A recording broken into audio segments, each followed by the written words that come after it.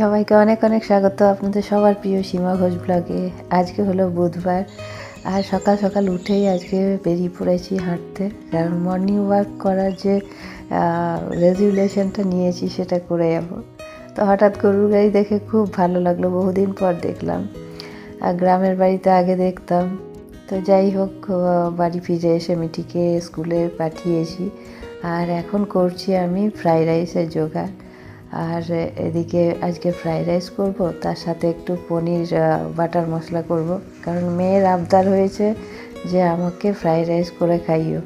কি না ওর ট্রিটই শেষ হচ্ছে না, যেহেতু ও একটা ভালো পরীক্ষায় রেজাল্ট করেছে, সেটা ট্রিট দেবো বলেছি, একদিন খাইয়েছি, তারপরেও আবার বলছে। তাহলে চলো, এমন কিছু বিশাল আহামরি ব্যাপার না, করে দেবো। নর্মালি সানডেতেই বেশিরভাগ করা হয়। আর আমি সবগুলো ঘি দিয়ে ভাজবো না, ওই জন্য। তা আমি যেহেতু সরষের তেলটা আমি প্রেফার করি বেশি, আর ঘি দিয়ে ফ্রাইড রাইসটা যেহেতু হবে, তাই আমি কোনো রকমের বেশি ঘি দিয়ে এগুলো ভাজি না, আমি সরষের তেলেই ভাজি। আর কাজু কিশমিশ এগুলো সরষের তেলে ভাজলে সরষের তেলের ফ্লেভারটাও কিন্তু চেঞ্জ হয়ে যায় অনেকখানি।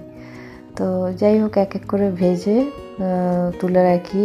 তো গাজরটা ভাজা হয়ে গেলে তারপর একটু ঘি। তো গাজরটা ভাজা হোক, তার মধ্যে আমি পনিরের সমস্ত মশলাপাতি কেটে কুটে নিই। এবার দেব ঘি। আগে রান্নার নামে আমার গায়ে কাটা দিত, কিন্তু এখন এমন অবস্থা হয়েছে, রান্না করা ছাড়া উপায় নেই। করতে যখন হবে তো চেষ্টা করি যতটা শর্টকাটে করা যায়। তো একটা সময় ছিল যখন মায়ের কাছে আবদার করে বলতাম এটা খাবো ওটা খাবো, মাও সেটা আবদার রাখতো, অবশ্যই রাখতো। তা এখন নিজে যখন সেই একই স্থিতিতে থাকাকালীন আমি এখন চিন্তা করি, যার জন্য আরও বেশি আনন্দের সাথে আমার সেই ছোটোবেলার কথা মনে করে আরও বেশি আনন্দের সাথে আমি করি যে মেয়ের আবদার এটা রাখবো। আর সত্যি কথা বলতে কি, আমি ফ্রাইড রাইস একদমই বানাতে জানতাম না। ফ্রাইড রাইসের চাল যখনই আমি বসাতাম গলে যেত, বুঝতে পারতাম না। তো আমি অনেক এই বছর 3-4 হলো আমি ফ্রাইড রাইসটা বানাতে পারছি। তো সেটাই মেয়েকেও আমি বলি যে শেখার ইচ্ছাটাই মানুষের সবথেকে বড় কথা, আর সাহস, এই দুটো যখন একসাথে সিঙ্ক হয়ে যায় তখন কিন্তু যে কোনো জিনিস খুব ইজিলি শেখা যায়। তো যাক, আমার ফ্রাইড রাইস রেডি হয়ে গেছে। এবার পনিরটা করে নেবো, আর এই মশলা এগুলো সব পেস্ট করে নেবো। তো আজকে পনিরের বাটার মশলা যেহেতু করছি, আজকে সমস্ত কিছু কিন্তু পেস্ট দেবো, যেহেতু গ্রেভিটা একটু থিক হবে, নইলে ভালো লাগবে না। তো পেঁয়াজটার জল শুকিয়ে গেছে, পেঁয়াজটার কাঁচা গন্ধটাও চলে গেছে। এবার এর মধ্যে আর গোটা কাঁচা লঙ্কা দিয়েছি, কারণ মিঠি তো মিষ্টি ঝাল খায় না। এটা হচ্ছে টমেটো, আদা, রসুন সব কিছুর পেস্ট।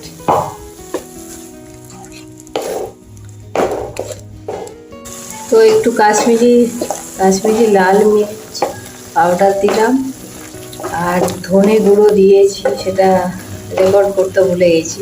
পরিমাণ মতন হলুদ।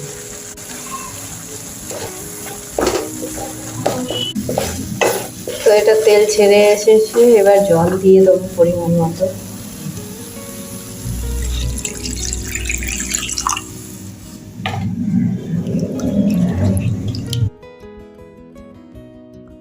তো মা, দিদি ওরা আমার ব্লগ দেখে, তো এখন দেখে আর হাসে, আর বলে যে একটা সময় ছিল রান্নাঘরে ঢুকতে চাইতিস না, রান্নার নাম শুনলে গায়ে জ্বর আসতো, সেই মেয়ে এখন রান্না ভিডিও শেয়ার করছে ইউটিউবে। তো একটু আনন্দও লাগে, একটু নিজের প্রতি হাসিও লাগে যে সত্যিই তো তাই। এখন মানুষ কিছু সময়ের পরিস্থিতির দাস বলে না, সেই রকম অবস্থা হয়ে গেছে, নিরুপায় হয়ে করতে বাধ্য। তো পনির আমাদের রেডি। বেশি ফোটাবো না, এটা শক্ত হয়ে যাবে। পনিরগুলো একদম সফট আছে, নরম তুলতুলে। এবার এর মধ্যে আমি দিয়ে দেবো এই যে কাসুরি মেথি পাতা,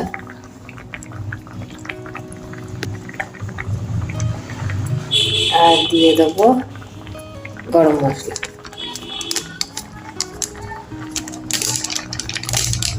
ব্যাস, এবার গ্যাসের ফ্লেম বন্ধ।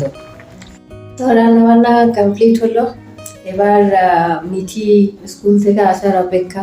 আমার স্নান হয়ে গেছে, আজকে স্নান করে একবারে রান্না করেছি, কারণ ফ্রাইড রাইস আর পনির করতে খুব বেশি সময় লাগে না আর খুব সহজ ব্যাপার। আর মেয়ে কাল থেকে বলে গেছে, মা আমাকে এটা বানিয়ে দেবে। কাল বিশাল আহামরি কিছু চাইনি, সামান্য পনির আর একটু ফ্রাইড রাইস। আর শীতের তো মরশুম চলছে, তো যাই হোক হয়ে গেছে। এবার মেয়ে আসুক, ও তো স্কুল থেকে এসেই সোজা আগে রান্নাঘরে ঢুকে এই যে আজকে লাঞ্চে কি কি আছে। কালকে তো কি অশান্তি, লাঞ্চ করেইনি, বিস্কুট খেয়েছিল। কি না আলু পোস্ত, করলা ভাজা, ডিম সেদ্ধ আর ছিল সয়াবিন। ওর পছন্দ হয়নি একদম। যাই হোক মেয়ে আসুক, আমার রান্না কমপ্লিট হলো, নিশ্চিন্ত।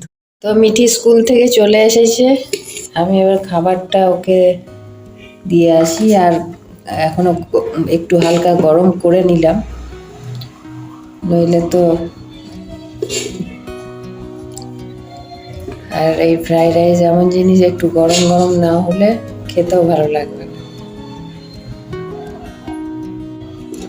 এবার পনিরটা দিয়ে দিই।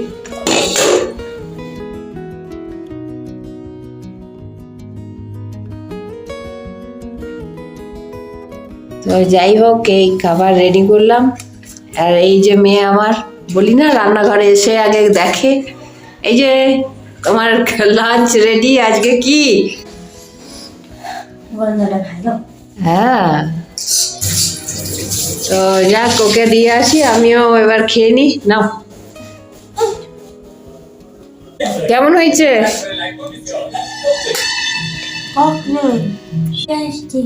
টেস্টি? দেখো, তুমি কালকে বলেছিলে বানানোর জন্য, আজকে বানিয়ে দিলাম। কিন্তু কথা শুনে চলতে হবে, মা শুধু একা কথা শুনবে না। তাহলে ভালো, নেক্সট টাইম থেকে আমিও শুনবো না।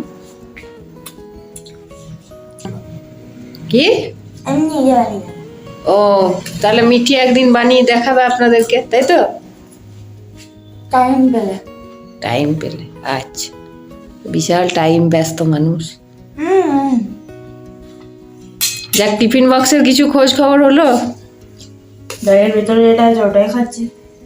আচ্ছা, তো এখন বাজে বিকেল 4:30। আমি মিঠিকে নিয়ে যাচ্ছি এখন ওর টিউশন ক্লাসে দিতে। আর চারদিকটা এত তাড়াতাড়ি সন্ধ্যে নামে যে কী বলবো। তো যাই হোক, আজকের ব্লগ এখানেই শেষ করলাম। ভালো থাকবেন, সুস্থ থাকবেন, আবার দেখাবেন নেক্সট ব্লগে। টাটা।